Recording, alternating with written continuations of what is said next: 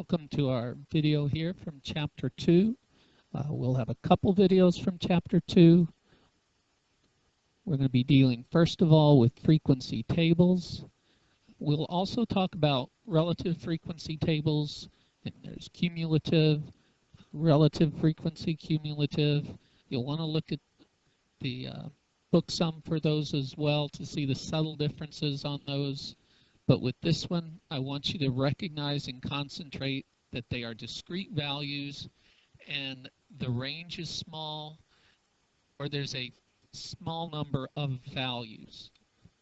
Not that it's necessarily just the small range, but there's only a finite number of values themselves. Best way to talk about it is with the example we're going to do here. I would recommend that you print out the problem that you can find on Blackboard, and we'll look at that now. So if you need to pause and get this printed out before you stop, then please do so now. As we're looking at the frequency tables, one thing that you're going to have to make sure you have is a title for every graph. You have to make sure you have that title.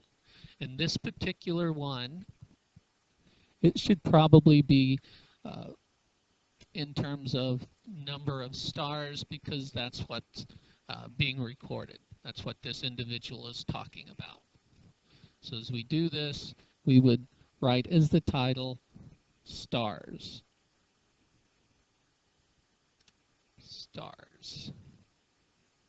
That's the title. Then each will have a class. An optional column for these is a tally column. You may not need that for all problems. It'll kind of depend on the size and how the data is ordered. And since we're asked for a frequency table, we have to have the frequencies. That refers to how many of the particular items. In this case, our different classes, the items, are 1, 2, 3, 4, or 5 stars. So that's the idea of having discrete values, and there's a small range.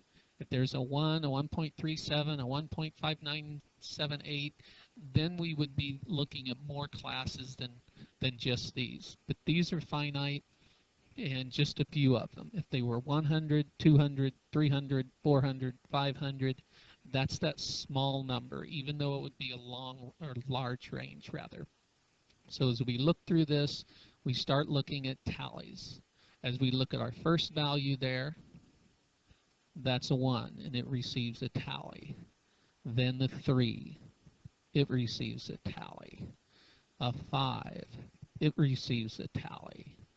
The 4, 3. And I'm just going to write etc., indicating that you should recognize that yes, I'm going to do the rest of the frequencies and the tallies. There are 2 1s, there are 3 2s, there are 8 3s, and there are 9 4s, and lastly there are 7 5s. So that would be the corresponding frequency table for this particular data set. And again, I mentioned that the tally marks are optional, and again, it would depend on the way the data is set up. If they're in order, then it wouldn't be required really that you would need to look at that. But as I'm grading these, one thing that I'll make sure of is that you do have a title, that you have identified the classes correctly, and that then lastly you have calculated your frequencies, indicated the correct amounts on each of those.